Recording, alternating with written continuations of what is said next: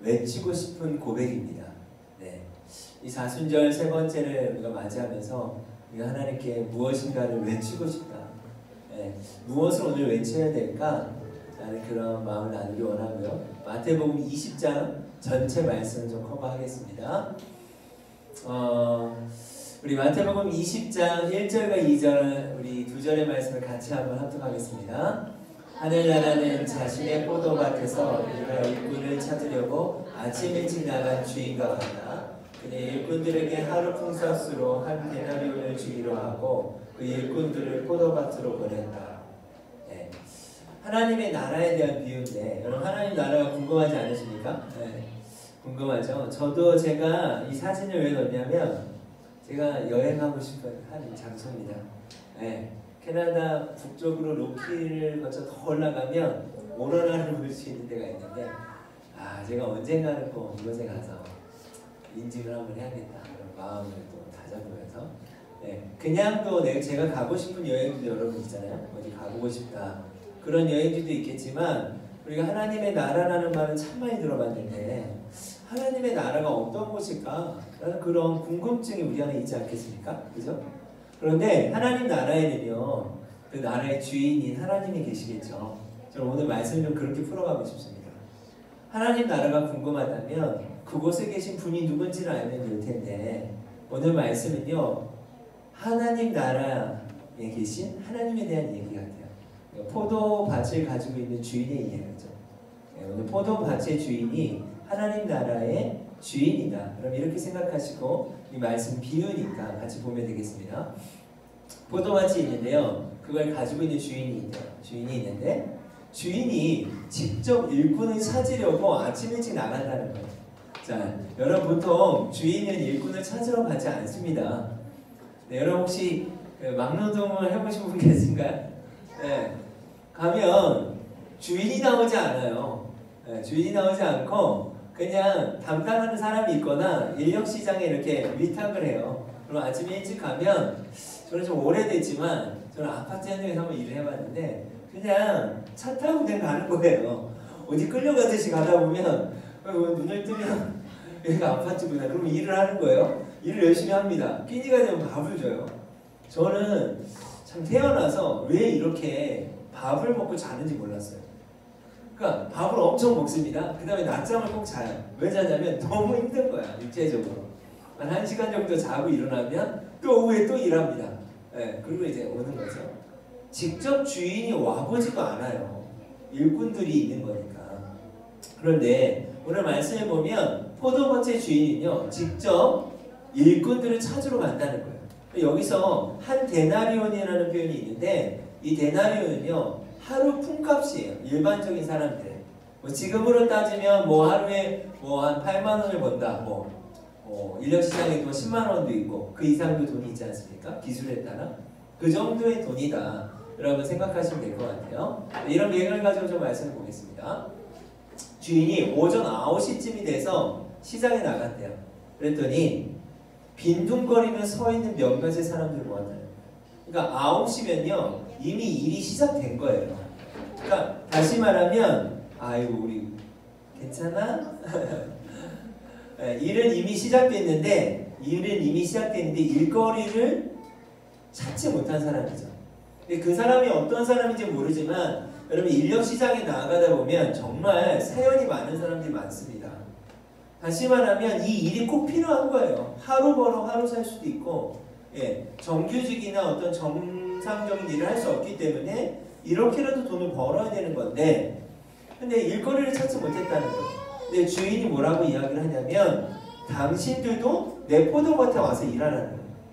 근데 이렇게 이야기할 수 있는 이유가 있습니다. 그 이유는 뭐냐면 이 사람이 주인이기 때문에 포도밭의 주인이기 때문에 일하라고 말할 수 있고 명령할 수 있는 거죠. 일을 시킬 수 있는 거예요. 그리고 적당한 품값을 주겠다라고 얘기했어요. 그 품값이 얼마입니까? 한 데나리온. 여러분 생각해보세요. 인력시장에서 선택을 받지 못한 자예요. 이미 일할 시간이 지났는데 똑같이 한 데나리온을 준다고 한다면 선택받은 것도 너무나 감사하죠. 그리고 동시에 같은 돈을 받는다고 했을 때 너무 감사한 거 아니겠습니까? 일을 하게 돼요. 그러자 그들은 포도밭으로 갔다 이 사람이 다시 낮 12시와 5cm에 나가서 그리고 똑같이 말했다는 거예요. 이 말은 뭘까요? 주인이 9시에 나가서 사람을 찾아냈죠. 그 다음에 12시에 나가서 또 사람을 찾아냈대요. 오후 3시에도 똑같이 했대요. 그리고 똑같이 말했다는 거예요. 나의 포도밭에 와서 일하라. 그럼 12시와 3시에 있는 사람은요, 거의 포기하지 않았겠습니까? 이미 반나절이 지났고 더 이상 오늘 하루는 공쳤구나, 나는 아무것도 할 수 없겠구나 라는 생각을 하는데, 누군가가 와서 나에게 일을 시켜주는 거예요. 그리고 똑같이 또 한 데나리온을 주겠다고 이야기한다면, 그럼 이것은 엄청난 기쁨과 감격이 그 사람에게 있었다고 저는 생각합니다. 시간적으로는 이렇게 다른데 똑같은 한 데나리온을 주겠다고 이야기하는 거죠. 그런데요, 여기서 끝나지 않습니다. 주인의 마음이 어디에 있는지 이 말씀을 보면 알 수 있는데, 이게 제가 사진을 찾다가 인력시장의 사진이에요. 새벽에 이렇게 좀 큰 현장 같은 거, 큰 곳을 갈 때는 이럴 수도 있겠죠. 말씀을 보면요, 오후 5시쯤 됐대요. 오후 5시면 이제 다 끝날 시간이에요. 근데 또 오후 5시가 됐는데도 주인이 나갑니다. 시장에 나가 또 다른 사람들이 거기에 서 있는 걸 본 거예요. 자, 그리고 이제는 물어봅니다. 왜 당신들은 하루 종일 빈둥거리면서 서 있습니까? 그랬더니 이렇게 대답하죠. 그들이 대답했다. 아무도 우리에게 일자리를 주지 않았습니다. 주인이 그들에게 말했다. 당신들도 나의 포도밭에 가시오. 저는 이 말씀을 쭉 보다가 이 장면에서 제가 좀 다시 멈춰졌어요. 제가 처음에 이런 말씀을 드렸죠. 하나님의 나라는 어떤 곳일까? 우리가 정말 가보진 않았지만 가고 싶은데, 하나님의 나라는 어떤 것일까? 하나님의 나라에는요, 하나님이 계신 곳이죠. 그분이 왕이시고 주인이세요. 근데 왕이시고 주인이신 하나님은 어떠한 분일까요? 바로 이러한 분이세요. 이것을 우리와 하나님의 관계로 따진다면, 여러분 이 자리에는요, 일찍 예수님을 영접하신 분도 있을 수 있고 아직 예수님을 영접하지 않으신 분들도 있고요. 자격으로 따진다면 우리는 아무 자격이 없는 자일 수 있습니다. 인력시장으로 본다면 아무 일도 할 수 없는 능력이 없는 자일 수 있어요. 그런데 우리가 예수 그리스도를 믿게 됐다라고 한번 생각해 보십시오. 그것이 얼마나 큰 은혜겠습니까? 우리의 어떠함으로 예수님을 믿을 수 있었던 건 아니라고 저는 생각해요. 근데 주인은 어떠한 마음이 있냐면요, 어떻게든 일을 시키고 싶은 거예요. 돈을 벌 목적이 아닌 거예요. 돈을 벌 목적이면요, 9시쯤까지 그래도 이해가 가는데 12시와 3시, 5시 나갈 이유가 없죠. 그리고 똑같은 돈을 줄 필요가 없죠. 일한 시간이 얼마나 짧은데 뭐하러 그렇게 큰 돈을 주겠습니까? 이건 너무나 손해보는 일 아닐까요? 돈을 벌 생각이 없는 거예요. 이건 주인의 마음을 우리가 이 말씀을 통해 알 수 있는 거예요. 주인은 어떠한 마음이 있는 거예요? 어떻게든 한 사람이라도, 어떻게든 실족해 있는 그 한 사람이라도 일을 시켜서 그들에게 기쁨을 주고 그 포도밭에 와서 누리게 하는 거예요. 여러분, 하나님의 나라는 어떤 것일까요? 자격 없는 우리일 수 있고요, 어떤 자격도 말할 수 없는 우리일 수 있지만, 하나님의 나라는 하나님이 계신 것이고, 그 하나님의 마음은요, 어떻게든 우리가 당신의 나라 안에 들어와서 누리고 먹고 또 기쁨으로 축제하길 원하신다고 저는 믿습니다. 아멘. 그 아버지의 마음을 생각할 때 이 말씀이 좀 다르게 보여요, 진짜. 예전에 이 말씀을 제가 대할 때는요, 그냥 품꾼의 어떤 시각이 제 안에 있었다면, 이번에 제가 말씀을 좀 묵상하면서, 특별히 오늘 말씀 묵상이죠. 이 뷰티 본문인데, 이 말씀을 보면서 제가 좀 느꼈던 건 아버지의 마음이었어요. 주님의 마음, 하나님의 마음. 여러분, 동의해 오늘도 마찬가지라고 저는 믿습니다. 5시일 수 있어요, 지금 우리가. 어쩌면 여러분의 상태가 3시일 수도 있고 12시일 수 있어요, 하나님 앞에. 그러나 하나님의 나라는요, 그런 우리를 찾아내시는 것입니다. 왜요? 하나님의 나라 안에 그 밭에 들어와서 먹고 누리길 원하시기 때문입니다. 그래서 우리는 은혜라고밖에 말할 수 없는 거죠. 그런데 이제 결산을 해야 되는 시간이 됐어요. 자, 저녁이 되자 포도밭 주인이 관리인에게 말합니다. 자, 일꾼들을 부르고 마지막에 온 사람부터 돈을 주라는 거예요. 자, 5시에 온 사람부터 돈을 주는 겁니다. 자, 근데 한 데나리온씩을 주는 거예요. 자, 여러분 어떤 생각이 드냐면 5시, 3시, 12시, 9시 이렇게 사람이 있는데 5시에 온 사람에게 한 데나리온을 줍니다. 자, 그러면 3시에 온 사람은 어떤 기대를 할까요? 아, 난 최소한 이 사람보다 많이 받겠지라는 생각을 하지 않겠습니까? 일하는 시간이 기니까.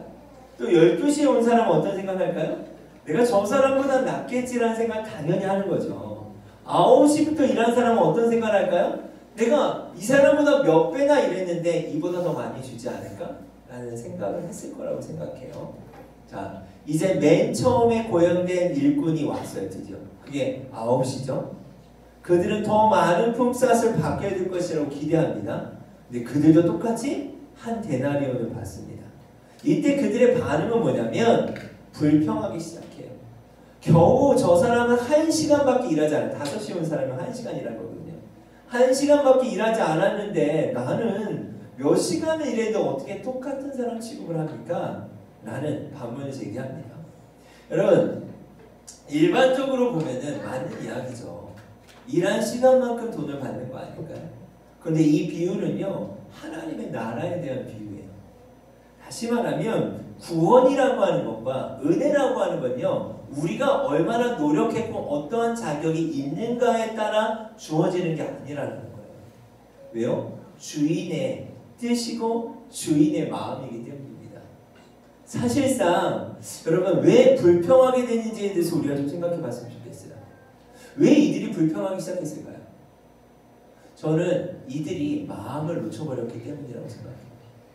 일할 수 없었을 때 처음 청함을 받게 되면 얼마나 그것에 감사했겠습니까? 일할 수 있으니 12시, 3시에 일한 자들도 오늘 하루 종일 아무것도 할 수 없는 자였는데 직접 주인이 찾아가서 일거리를 주었을 때 그리고 한 데나리온을 주겠다고 약속했을 때 이들한테는 너무나 큰 감격이 있었을 거예요. 그런데 어느덧 그 주인의 청함을 받았던 마음을 잃어버리는 거예요. 잃어버리니까 뭐가 보이겠습니까? 계산이 보이는 거예요.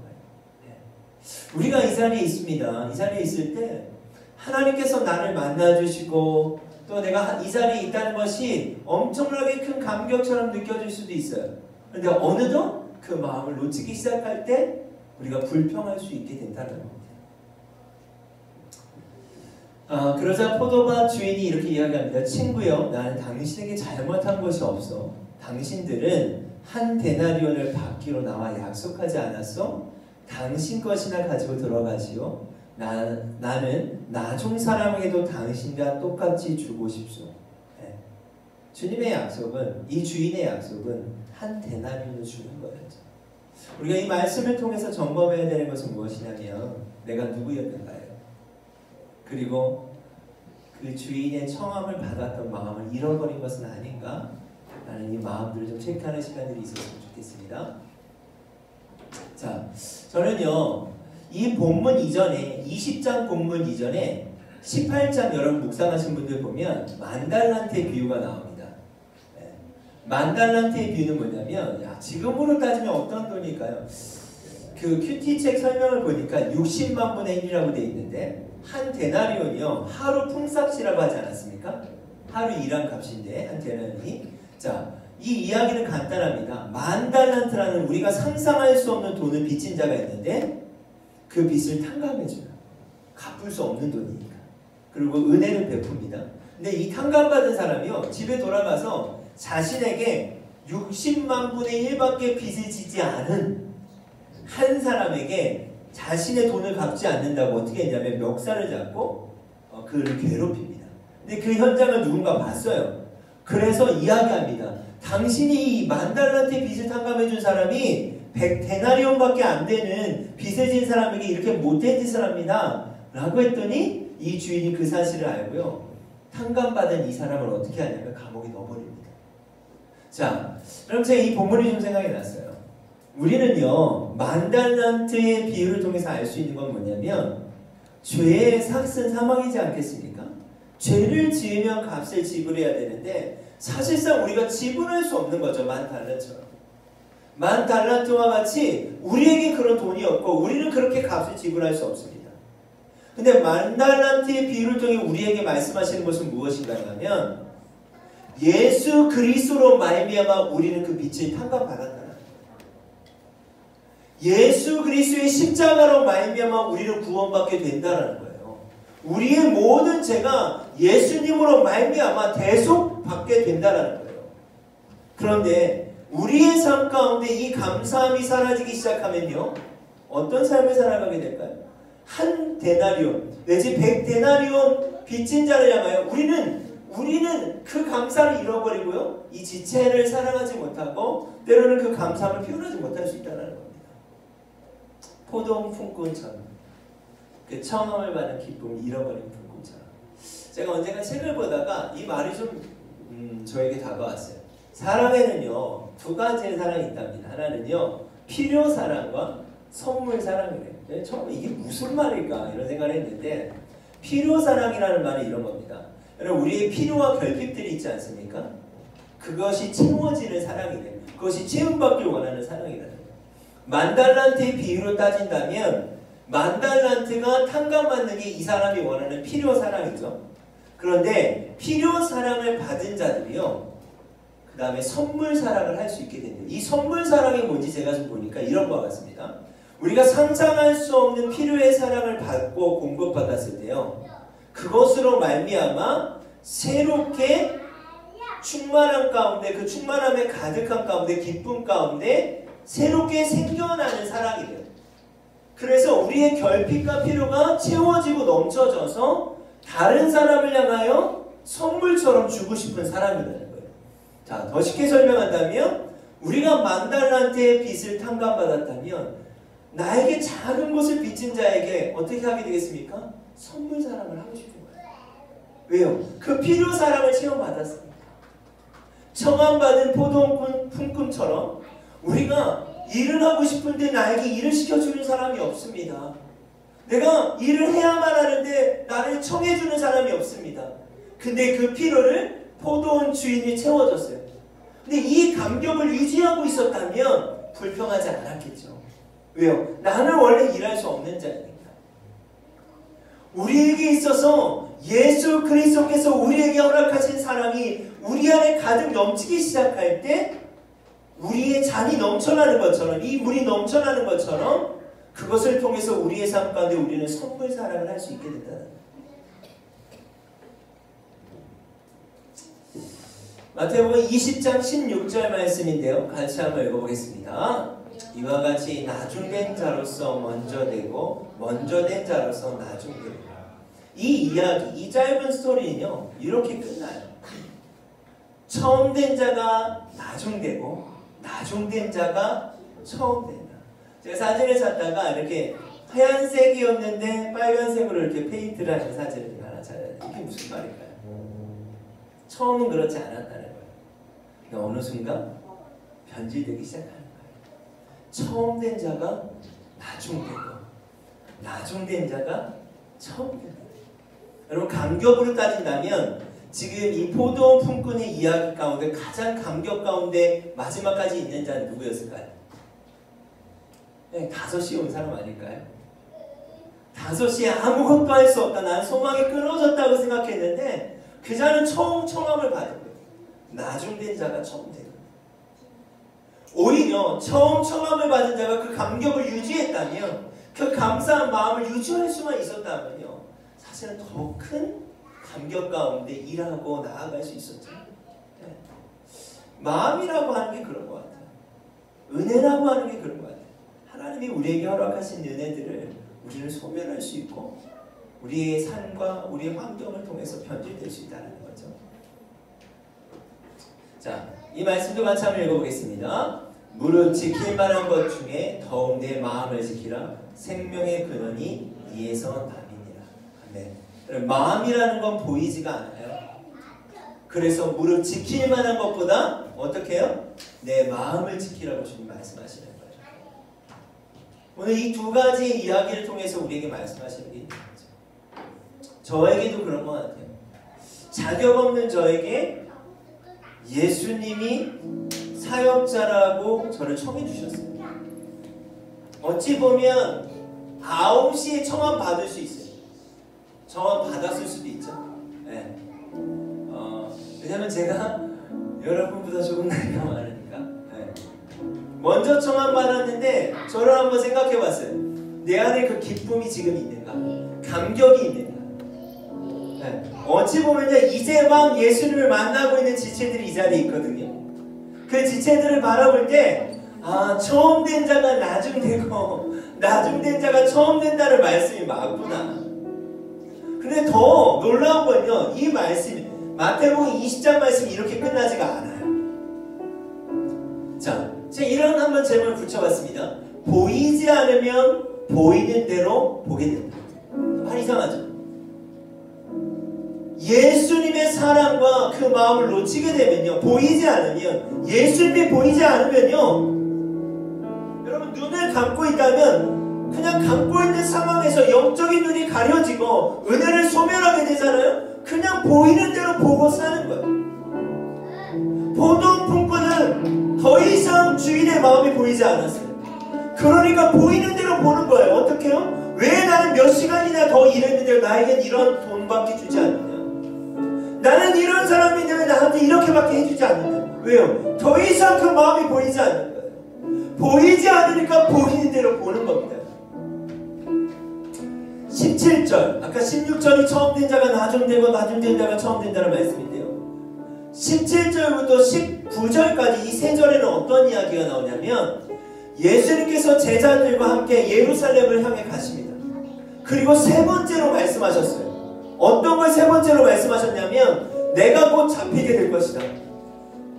그리고 내가 그들에게 많은 고통을 당하게 될 것이다. 그리고 나는 죽게 될 것이다. 그러나 나는 부활할 것이다. 이걸 세 번째로 말씀하신 장면이에요. 그런데 어느덧 제자들이요, 청함을 받은 자였는데, 그렇게 아무것도 할 수 없는 자들이었는데, 포도밭의 품꾼으로 청함을 받은 것처럼 제자들이 그러한 자였는데 어느덧 이들의 눈이 감겨지기 시작합니다. 그랬더니요, 20절부터 28절까지 그 다음에 나오는 말씀은 어떤 말씀이냐면, 20절은 이렇게 시작합니다. 그때 예수님이 곧 죽을 것이라고 말씀하시는 그때 세베대의 아들들을 데리고 그의 어머니가 예수님께 와요. 그 어머니가 와서 간곡히 청합니다. 무엇을 청하냐면, 예수님, 내 아들 한 명은 좌편에 자리를 잡아주시고요, 내 아들 한 명은 우편에 잡아주십시오. 그랬더니 예수님 뭐라고 말씀하신지 아세요? 지금 너가 무슨 말을 하고 있는지 너는 알지 못하는구나. 너희가 내가 마시는 잔을 너희는 마실 수 있겠느냐? 이 말은 뭐예요? 예수님은 지금 죽으러 가고 계시는데 제자들의 눈과 그 어미의 눈은 감겨진 거예요. 감겨지니까, 눈이 보이지 않으니까 보이는 것을 보는 거예요. 여러분, 여러분의 일상의 삶 가운데, 여러분의 개인의 삶 가운데 더 이상 복음이 느껴지지 않고 예수님이 보이지 않는다면 여러분 보이는 것을 믿고 살 거예요. 지금 여러분의 눈에 보이는 것이 무엇입니까? 그것이 돈입니까? 그것이 권력입니까? 그것이 어떠함입니까? 예수님이 보이지 않는다면 이제 여러분은 보이는 것을 보고 믿고 삶을 살아갑니다. 제자들의 눈은 이제 예수님이 안 보이는 거예요. 더 이상 보이지 않는 거예요. 그러니까 보이는 자리를 찾고 싶은 거예요. 나중에요, 이 다음 말씀에 뭐가 나오는지 아십니까? 남은 10제자들 12명 중에 2명이 로비를 한 거죠. 어머니와 예수님 죽겠다고 하시는데 남은 10제자들이 서로 싸우기 시작해요. 야, 어떻게 쟤네 저럴 수 있니? 야, 몰래 가서 어떻게 저럴 수 있어? 그럼 지금 그런 상황이 아니잖아. 오늘 말씀의 제목이 외치고 싶은 고백이에요. 이 사순절 세 번째 말씀을 통해서 우리가 무엇을 외쳐야 될까요? 무엇을 외치고 고백해야 될까요? 여러분, 바로 21절 이후에 나오는 말씀이 이 말씀입니다. 이 20장 한 장 안에 다 있는 말씀이죠. 예수님께서 지금 그런 상황 가운데 제자들을 꾸짖으시고, 그리고 이제 예루살렘을 향해 걸어가는데 그곳에요, 눈먼 자 두 명의 눈먼 사람이 찾아옵니다. 그리고 이렇게 이야기합니다. 예수님, 나를 불쌍히 여겨주십시오. 마가복음 10장의 동일한 말씀에는 소경거지 바디메오의 사건이 나오죠. 다윗의 자손 예수님 나를 불쌍히 여겨주십시오. 그렇게 고백했더니요, 예수님이 그들에게 이야기합니다. 내가 너에게 뭘 해줬으면 좋겠니? 그랬더니 그들이 대답했습니다.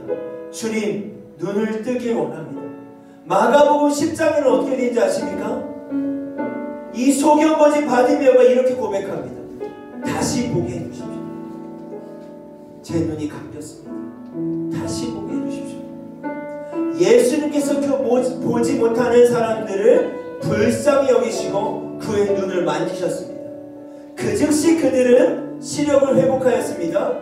그리고 나서 그들은 예수님을 따랐습니다. 이 하나의 전체의 말씀이 바로 마태복음 20장의 말씀이에요. 마태복음 20장. 포도원 품꾼의 이야기. 그리고 예수님께서 예루살렘을 향해 이제 죽고 부활하신다는 말씀. 그러나 그 사실을 깨닫지 못한 제자들은 자리를 차지하게 해달라고, 보이지 않으니까 보이는 것들을 요구하고 있는 이 마음 아픈 상황 가운데 예수님은 맹인들의 사건을 통해서 말씀하시는, 누구에게? 제자들에게. 누구에게? 지금 우리에게. 너희의 눈이 감겼구나. 너희의 눈이 보이지 않는구나. 여러분, 우리 움직이는 교회가 이때 무엇을 구해야 되겠습니까? 무엇을 고백하고 무엇을 외쳐야 되겠습니까? 보이지 않으면 보이는 것을 보게 됩니다. 보이지 않으면 보이는 것을 믿어야 돼요. 이제 보이지 않으면 보이는 것을 보는 것뿐만이 아니라요, 보이는 것을 이제 믿어야 돼요. 그게 우상이에요. 더 이상 예수님이 보이지 않으면, 느껴지지 않으면, 포도원 주인의 마음이 느껴지지 않으면 여러분이 느끼고 보이는 대로 볼 것이고, 그 다음 차례는 뭔지 아세요? 그것을 믿어야 돼요. 왜요? 더 이상 보이지 않으니까. 우리가 예수님을 믿고 교회 안에 삶을 살아간다고 하지만 진정 우리의 삶 가운데, 내 마음속 깊은 것 가운데 우리가 질문해야 되는 것은, 지금 내가 믿고 있는 것은 뭐지? 지금 여러분이 믿고 있는 것은 무엇입니까? 보이는 것을 믿고 있을 수 있어요. 느껴지는 것을 믿고 있을 수 있어요.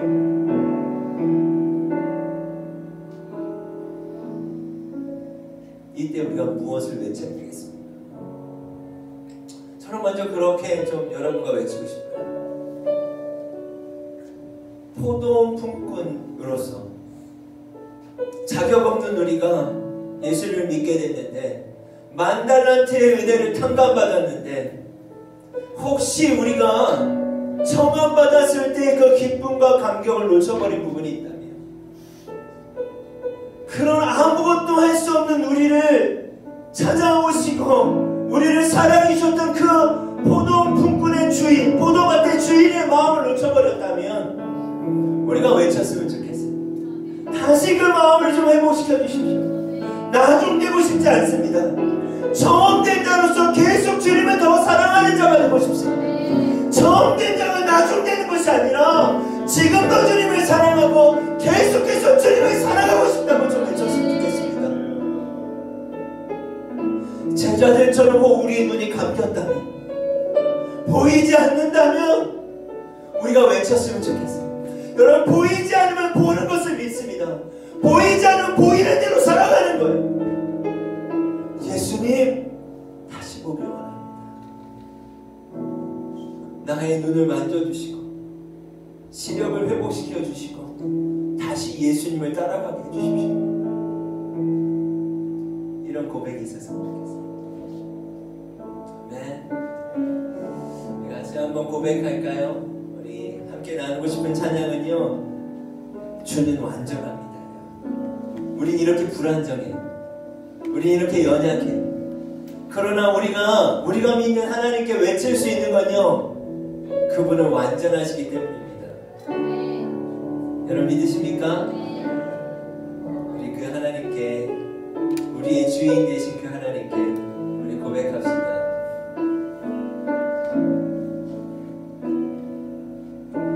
주여, 우린 연약합니다.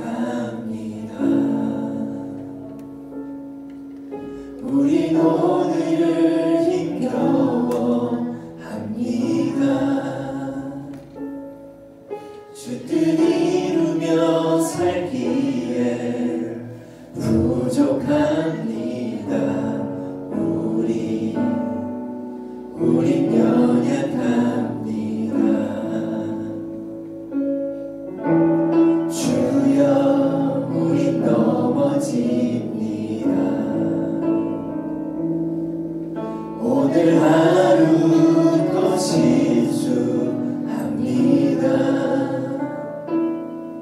주의 긍휼을 구하는 죄인입니다. 우리 주만 바라봅니다. 한없는 주님의 은혜 온 세상 위에 넘칩니다. 가릴 수 없는 주 영광 온 땅 위에 충만합니다. 주님만 이기리오니 우린 그리 따라갑니다. 그날에 우리 이루신 주는 완전합니다. 한없는 주님의 은혜 한없는 주님의 은혜 온 세상 위에 넘칩니다. 가릴 수 없는 그 영광 온 땅 위에 충만합니다. 주님만 이기리오니 우린 그리 따라갑니다. 그날에 우리 이루신 주는 완전합니다. 우리 다시 한번 처음부터 고백할까요? 주님 우리 연약합니다. 주여 우린 연약합니다. 우리 오늘은 힘겨워합니다. 주를 이루며 살기에 부족합니다. 우린 연약합니다. 주여 우린 넘어집니다. 오늘 하루 또 실수합니다. 주의 긍휼을 구하는 죄인입니다. 우리 주만 바라봅니다. 한없는 주님의 은혜 온 세상 위에 넘칩니다. 가릴 수 없는 그 영광 온 땅 위에 충만합니다.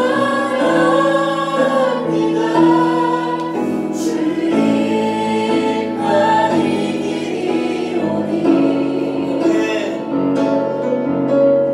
우린 그리 따라갑니다. 그날에 우리 이루신 주는 완전합니다. 우리 시간 함께 기도할 때 여러분 주인의 청함이 없었다면 우리 모두는 이 자리에 없지 않겠습니까? 5시에 청함을 받았든 3시에 받았든 12시에 받았든 9시에 받았든 주인이 직접 시장에 나갔기 때문에 청함을 받을 수 있었던 것처럼 주님 때문에 우리가 이 자리에 있다고 저는 믿습니다. 그리고 청함을 받았던 그 마음을 우리 지킬 만한 것보다 내 마음을 지켜야 하는데 그 마음을 잃어버린 영역이 있습니까?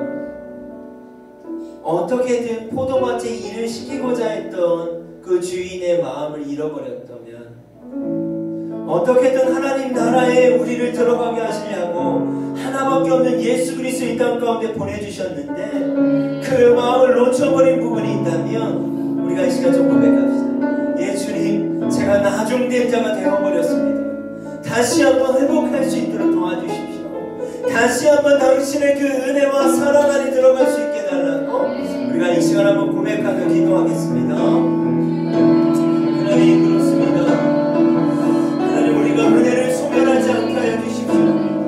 하나님, 내가 자격이 있어서 이 자리에 온 것도 아니고 하나님, 내가 자격이 있어서 어찌 말씀을 전할 수 있겠습니까? 내가 무엇을 자격이 있어서 하나님 앞에 설 수 있겠습니까? 하나님, 주님의 은혜이고 주님의 사랑을 줄 때 하나님 그 사랑을 잃어버리지 않게 하여 주십시오. 하나님 그 은혜들을 잃어버리지 않게 하여 주십시오. 하나님 잃어버리지 않게 하여 주십시오. 예, 주님 잃어버리지 않게 하여 주십시오. 하나님 나중된 자가 되어버렸다면 다시 한번 그 마음을 회복시켜 주십시오. 다시 한번 그 주인의 마음으로 우리를 회복시켜 주시옵소서. 다시 한번 그 마음 안에 들어갈 수 있도록 도와주십시오. 하나님의 나라가 바로 이와 같다고 주님 말씀하셨는데 예, 성령이 주님의 것으로 말려버리고 수고의 걸음을 말려버렸어. 하나님과 나 수고의 걸음을 말려버렸어.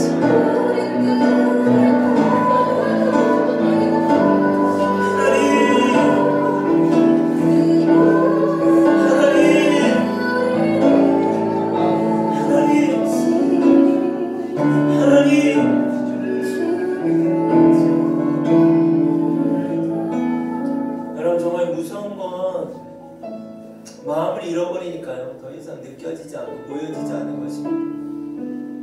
여러분, 보여지지 않고 느껴지지 않으면 우리는 우리 눈에, 우리 마음에 느껴지고 보이는 대로 삶을 살아가는 거예요. 여러분, 그게 얼마나 무섭고 두려운 것입니까?